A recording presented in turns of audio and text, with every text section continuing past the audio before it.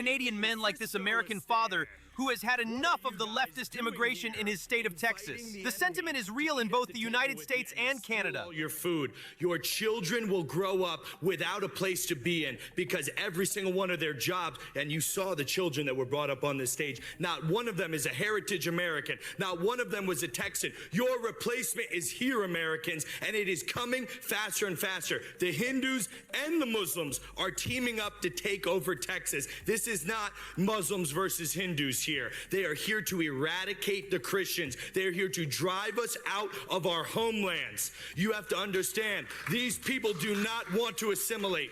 These people have not come here to become Americans. They have come here to drag their third world culture over to our country. If Jainism, if Hinduism is so great, why are their countries shitholes?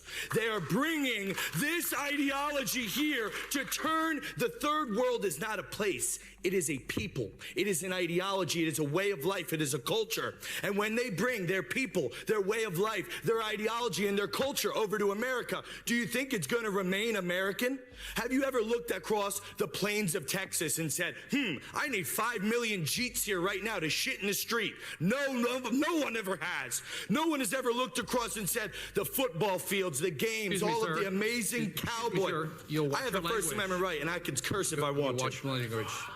I can talk if I want to. No one has ever looked across the plains of Texas and the football games and all the amazing cowboy culture and the raw American spirit here and said, let's replace this with Muslims. Let's replace this with Hindus. Texas should remain for Texans. Have you lost your mind selling your children's future? Did you see the Boys and Girls Club of America standing on this stage? Is it even recognizable to what you would have seen the Boy Scouts 15 or 20 years ago? It is a replacement. It is not right. Just because it's happening to white people does not make it okay.